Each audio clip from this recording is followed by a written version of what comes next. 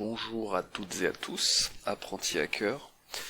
Donc cette vidéo va vous montrer comment pawner la machine DC1, qui est une machine de VulnHub qui est importée dans les différentes machines de capture the flag sur Root.me. Du coup, on va commencer par remercier Root.me qui est assez trop bien pour apprendre le hacking. Et on va démarrer, donc ça consiste à aller dans la partie capture the flag. Et là on voit qu'il y a quelqu'un qui l'a déjà lancé, mais on va le laisser tranquille et on va prendre ce qu'ils appellent une salle disponible pour nous. Par exemple la 6ème, et donc on va choisir la machine DC1 à attaquer. Donc pendant que je lance la partie, il précise bien que le but du jeu c'est de récupérer le flag de validation qui est dans le fichier /password. Donc on a un petit scénario, DC1 est un laboratoire vulnérable construit à dessein dans le but d'acquérir de l'expérience dans le monde des tests de pénétration. On dit plutôt tests d'intrusion en français, hein. Enfin en tout cas en français métropolitain, peut-être pas au Québec. Donc c'est un challenge pour débutants qui va pas nécessiter trop de temps normalement. Donc la première étape quand on attaque une cible en test d'intrusion, c'est évidemment de scanner tous les ports. Ça consiste en gros à toquer à toutes les portes pour voir quelles sont les portes qui pourraient être utilisables. Pour cela, je vais utiliser le scanner de port le plus connu et de loin le plus efficace, mais qui a par contre un paquet d'options, qui s'appelle Nmap, pour Network Map j'imagine. Et si on fait man nmap, on peut voir que y a un paquet d'options, c'est une usine à gaz. Mais bon, moi d'habitude ce que je fais c'est je fais un tiret-p-tiret, ça correspond en fait à faire tous les ports de 1 à 65 535. Je sais pas s'il fait le 0 d'ailleurs. Mais en tout cas on fait tous les ports. Par contre attention, on est bien sur du TCP uniquement, je fais pas l'UDP. On aura l'occasion dans d'autres vidéos d'aborder l'UDP. Ensuite, une fois que j'ai choisi tous les ports, je vais faire un -SV directement pour afficher le détail des services.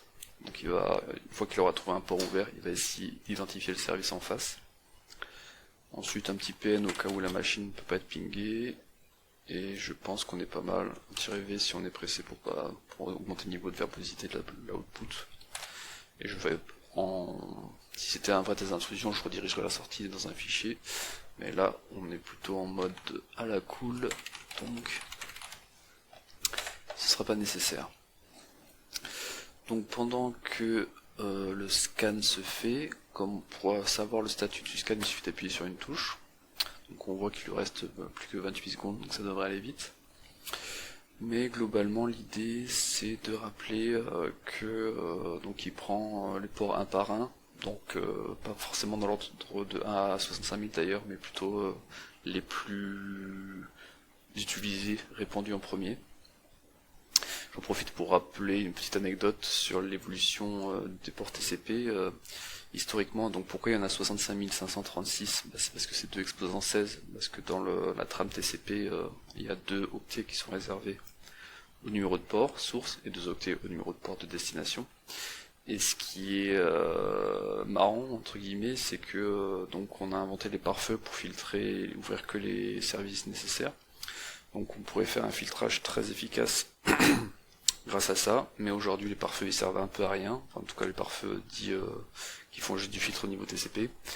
Pourquoi ? Parce qu'aujourd'hui quasiment tout passe sur du web, donc du 80 au 443. Et du coup les pare-feux servent plus à grand chose, mais bref, je digresse. Bien, donc le scan est fini, on voit qu'il y a différents ports ouverts, on voit qu'il a pu identifier les services. Donc le port 22 c'est bien du SSH, il donne même la version. Pour 80 du serveur Apache en 2.2.22, etc., etc. Je vais pas trop détailler pour cette fois-ci. Ce que je peux dire c'est que de manière générale, dès qu'on a le port 80 ouvert, c'est la première, enfin en gros, dès qu'on a un service web ouvert, c'est la première chose qu'on va cibler, puisque c'est là où il y a le plus de vulnérabilité à l'heure actuelle.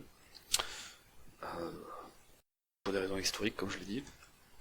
Enfin, et aussi parce que maintenant c'est là où il y a tout de toute façon. Donc pour se connecter au port 80 c'est assez simple, hein. On prend le navigateur et on va sur http://ctf06.rootme.org. Donc on tombe sur un site qui s'appelle Drupal, donc au moins ça va pas être compliqué de faire la phase de reconnaissance sur quel est le CMS utilisé. CMS pour Content Management System, donc le framework qui permet de gérer le contenu d'un site web. Ici, c'est clairement affiché que c'est Drupal. Bon, on a un login password, donc on a envie d'essayer le admin qui ne passe pas. Mais normalement, la première chose à faire, c'est essayer d'identifier la version. On sait que c'est Drupal, mais on ne sait pas la version. Donc parfois, en regardant le code source, c'est suffisant. Là, par exemple, on peut voir que c'est un Drupal 7. On n'a pas la sous-version, a priori. A priori, non. Mais bon, on va quand même aller voir les différentes vulnérabilités qui sont publiques concernant Drupal. Pour cela, j'utilise Searchploit que je détaillerai dans une prochaine vidéo. Donc Searchploit Drupal. Donc ça m'affiche les différents exploits publics associés à Drupal. Et il y en a un qui sort du lot, puisqu'il y a un paquet de lignes qui le concerne, c'est Drupalgeddon, qui a beaucoup fait parler de lui. Pourquoi? Parce que c'était une RCE, donc RCE pour Remote Code Execution, donc la possibilité d'exécuter à distance du code sur la cible. Ce qui est évidemment le saint graal du hacker, puisque c'est comme ça nous ce qu'on veut, je rappelle, hein, c'est récupérer le flag qui est dans /password. Donc si on arrive à exécuter du code sur la cible, on va sûrement pouvoir exécuter comme code de lire ce fichier. Du coup, on a dit que c'était du 7, enfin bref, de toute manière ce qu'on va faire, c'est que je vais utiliser Metasploit pour essayer d'exploiter ce Drupalgeddon. Alors Metasploit c'est quoi? C'est une usine à gaz qui simplifie de beaucoup la vie des hackers. Globalement l'idée c'est que c'est un framework qui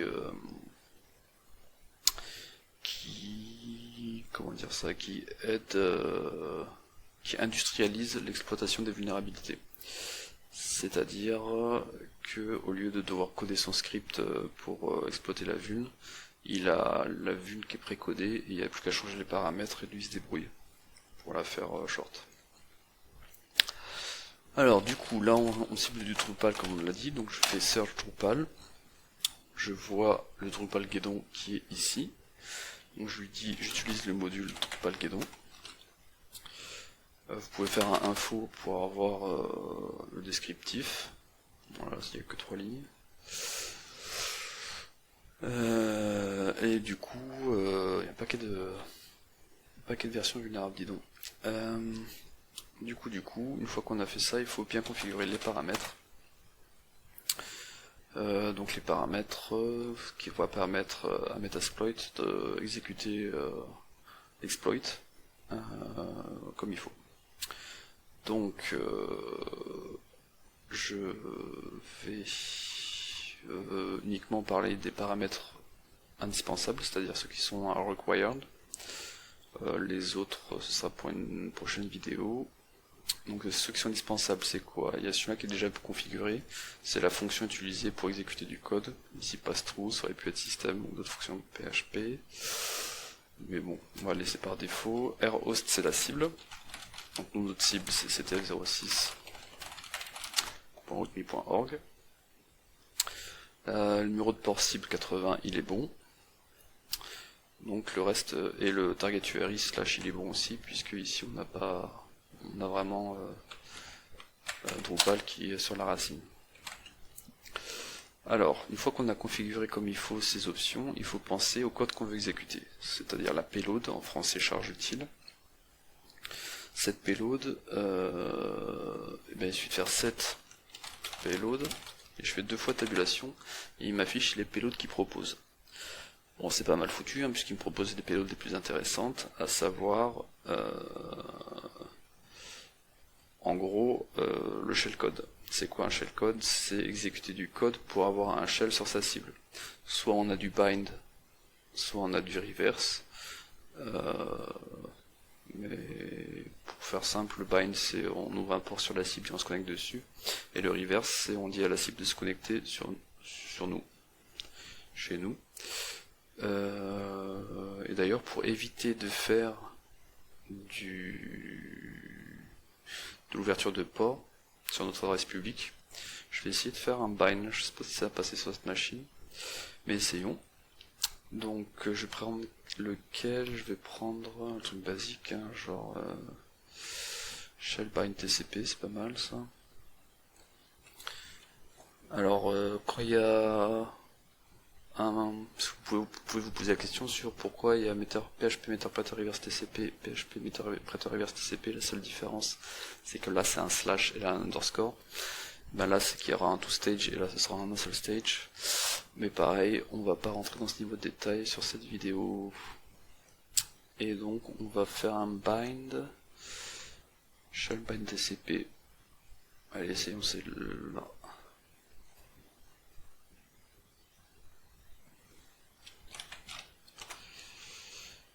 Et ensuite, donc on refait option, ça a ajouté la charge utile ici. Par défaut, il met le port 4444. Moi, ça me va. Et il reste plus qu'à faire exploit. Hein.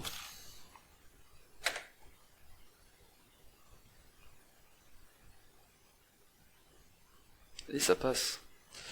Ça passe. Si je fais ls, ça me répond bien. Donc là, on a un shell un peu tout moche parce que c'est transparent. Transparent dans le sens où on n'a pas l'invite. Donc pour le mettre l'invite et pour d'autres choses que je te n'expliquerai pas en détail dans cette vidéo, on va faire cette commande Python import pty.spawn. Voilà, on a un shell un peu plus propre. Et on voit d'ailleurs qu'il y a un flag là qui traîne. Ça doit être sur la machine. On est où là? W c'est écrit flag one. Et je peux pas faire. Enfin, je pourrais, mais on va continuer comme ça. Je peux pas utiliser la touche double tab. Alors. Oh, il devait y avoir un chemin un peu plus long peut-être, où nous expliquer par où passer. Enfin bon, nous ce qui nous intéresse c'est afficher le fichier password, mais quand j'essaie de le faire, j'ai pas les droits. Pourquoi? Parce que je tourne avec l'utilisateur www.data, alors que le fichier /password n'est lisible que par route. Donc je vais être obligé de faire de l'escalade de privilèges pour devenir route. Alors pareil, il y a un paquet de possibilités à ce niveau-là. Une des possibilités c'est de regarder les fichiers qui ont un SATUID positionné dessus. Donc qu'est-ce que c'est un SATUID? Ben, c'est si on prend par exemple user binmount peut-être, comme ça. Non, binmount. Voilà. Donc là on voit sur les droits du fichier Linux que y a un S qui s'affiche, donc S pour le SATUID. Et ça veut dire quoi? Ça veut dire que quand on exécute mount, bah en fait ça va pas être l'utilisateur courant, à savoir www.data, qui va exécuter mount, mais c'est le propriétaire du fichier qui est root. Pourquoi? Parce que mount a besoin de droit root pour fonctionner, donc c'est pour ça qu'on positionne le SATUID sur binmount. C'est pas une faille, hein, parce que c'est conçu pour ça. Par contre, parfois, il y a des SATUID positionnés sur des fichiers qui permettent d'exécuter du code. Et là, du coup, c'est du pain béni pour les attaquants. Alors, cherchons s'il y a ça sur cette cible. Pour cela, on va faire find. Donc, chercher dans / tous les fichiers qui ont comme permission plus S, si je dis pas de bêtises, et puis on redirige l'output, les erreurs pardon, dans nul. C'est bon ça ou pas?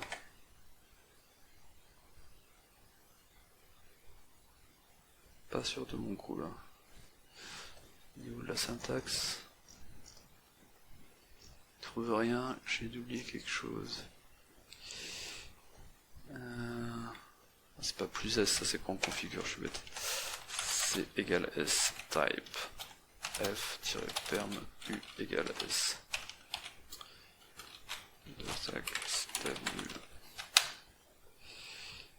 Toujours pas, why not?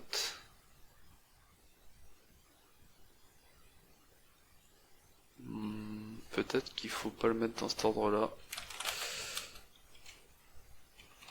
Essayons. Ou alors qu'il faut un tiret U plutôt. Type f de /dev /nul. Yes, c'est mieux. Donc là, un administrateur de serveur Linux connaît, sait que tous ces binaires là ont en effet besoin de cette UID. Par contre, celui-là qui sort du lot, c'est find. Un find avec un SAT UID, c'est quand même du pain béni pour un attaquant. Pourquoi donc? Parce qu'avec find, on peut exécuter des commandes. Donc si je vais dans /temp pour pouvoir écrire un fichier, je vais l'appeler tenflow et je fais find tenflow-exec. En fait là, j'ai créé le fichier tenflow, c'est uniquement pour que le find fonctionne et qu'il le trouve. Sinon j'aurais une erreur et il n'exécuterait pas le code derrière. Donc on va mettre un whoami pour commencer simple. Donc là on voit qu'il cherche le fichier tenflow, il le trouve parfait, et derrière il exécute la commande whoami, et il exécute la commande whoami en tant que route, puisque ça affiche route. Ça tombe bien, c'est ce qu'on veut. Donc il n'y a plus qu'à faire la même chose, mais à remplacer le whoami par un /bin bash ou bin sh au choix. Ce que vous préférez, sh, allez sh. Bim. Et donc ça nous ouvre un shell, ou si on fait id, on est bien un effective user id root, on a bien les droits root, on a escaladé nos privilèges, et donc maintenant qu'on est root, on peut afficher le pass wd et flaguer sur rootme. Bon, c'est des machines qui ne rapportent pas de points, mais l'important c'est d'apprendre. Parfait, Outlabox. Il ne reste plus qu'à vous souhaiter de prendre soin de vous en cette période de coronavirus. Et à bientôt pour une prochaine vidéo où on fera un pas de plus vers le niveau de hacking d'Elizabeth Salander. See you.